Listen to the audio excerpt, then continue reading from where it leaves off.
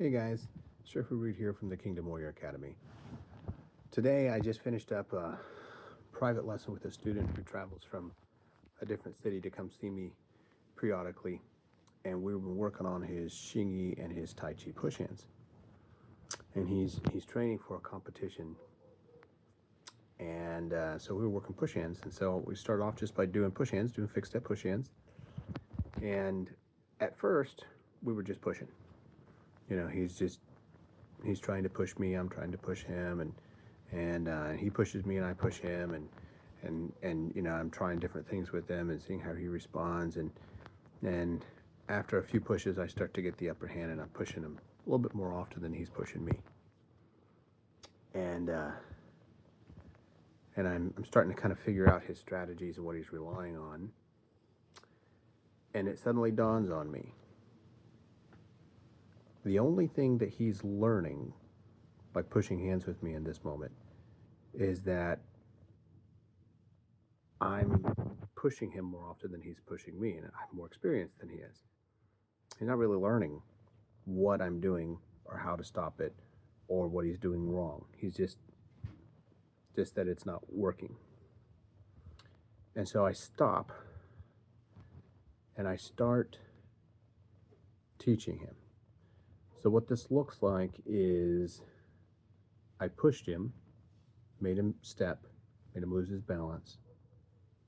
And then instead of going on and doing it again, I simply explained to him, this is what I did to you. This is how it worked. Let me demonstrate. Now you do it to me. And then I would make him practice it till he could do it to me. And then we would push again, and I would give him the goal to try to utilize that strategy against me in push hands until he could do it. And once he did it, then I was like, okay, great. Now this is how you defend against it. And then I would show him how to neutralize the technique I just taught him how to do. So he had a defense against it too, and we would practice that the same way. And we did this for probably an hour and a half. And by the end of the hour and a half, he was super excited. He felt like he had learned a lot, like it was very, very beneficial.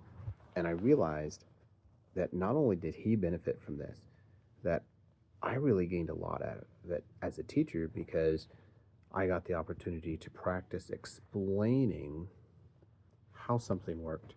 I got the opportunity to kind of, I connected a few dots in my own head as I was teaching him, and really got to show the science, if I can say that, and the art of push hands, especially the fixed step push hands, and the technical aspects of how it works, and brush up on some things that I hadn't really done in a long time, because I don't push fixed step push hands very often anymore. And it just reminded me that sometimes when you're in a role as a teacher, it can be really easy to get caught up in the doing of something with somebody and forget that your job there is not to demonstrate how good you are, but to help the other person get better.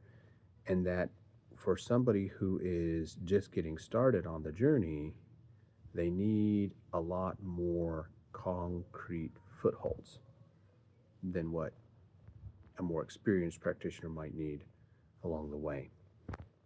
And so just thought I would share a little insight I got out of teaching today, that focusing on the teaching and the breaking it down is sometimes more beneficial than just going at it, right? You need that cognitive oversight, you need that technical breakdown, you need that neurological lock as well as so sometimes training a technique is not just about getting in there and sparring, or in this case pushing hands, but also about figuring out the feedback. What did you do right? What did you do wrong? How do you fix it? How do you make it work? And you need a partner who's willing to do that with you. And that's how you get good. So thanks for listening, and I'll come at you later.